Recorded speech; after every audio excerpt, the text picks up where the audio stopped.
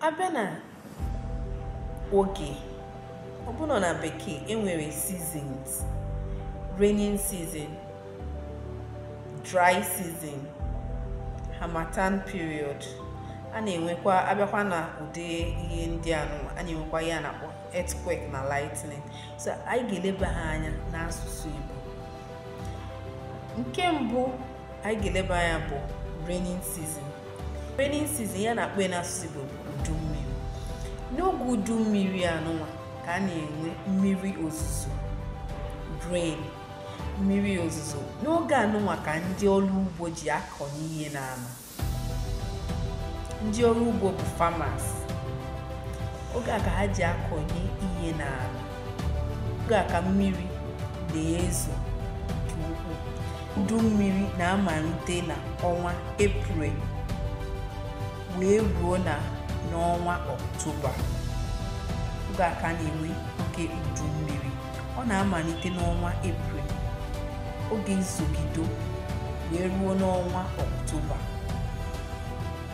Ya bụ n'oge udu mmiri. Oge ahụ ka ndị na-akọnye ihe, ndị ọrụ ugbo na-akọnye ihe n'ime ọnwa ndị a. Ka anyị gaa na ọkọchị. Oge ọkọchị anaghị enwe oke mmiri ozuzo n'oge ahụ. Oge ọkọchị anaghị enwe oke mmiri ozuzo n'oge ahụ. Oge ahụ anwụ ga na-acha, anwụ ga na-eti, anwụ ga na-acha.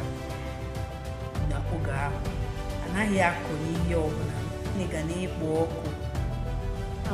N'ihi na anwụ ga na-eti karịsịa n'oge ehihie. Anwụ ga na-eti karịsịa n'oge ehihie. Ndị na-akọ ugbo anaghị akọnye ihe n'ụdịrị oge a, n'ihi na anaghị esi ike, anaghị akpọ nkụ.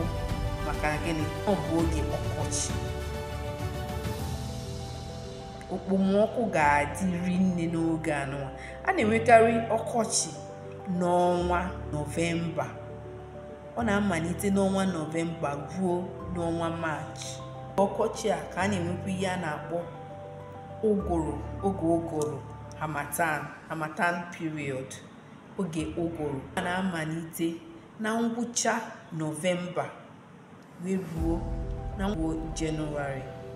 Enwere mkpụrụ osisi dị iche iche na-apụta n'oge ụgụrụ anụnwa dịka ụdara. Maka lightning na thunder.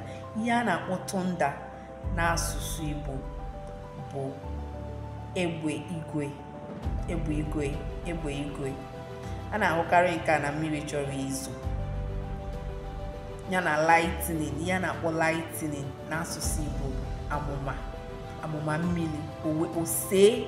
Amụma mmiri esee n'elu igwe. Amụma mmiri, lightning, egbe igwe, thunder. A na-afụkarị ha na oge udu mmiri. Chetakwa na udu mmiri bụ gịnị? Raining season. Oge mmiri na-ezo, oge ndị na-akọnye ihe, ndị ọrụ ugbo ji akọnye ihe n'ala. Ọ na-amalite n'ọnwa gịnị? N'ọnwa April.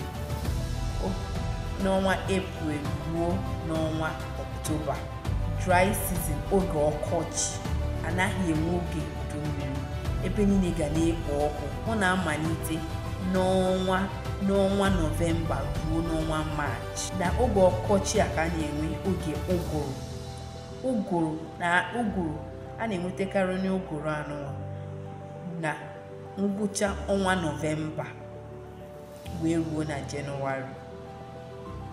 N'oge ụgụrụ anụnwa a na-enwetakarị n'ụgụrụ anụnwa n'oge a na-eme emu. A na-ahụkarị ụgụrụ n'oge a na-eme emume ekeresimesi, ya bụ n'ọnwa Disemba. Ebe a ka ihe akwụsị. Ọ bụrụ na ị nwere ajụjụ, tinye ya na comment section. Biko echefukwana subscribe, comment.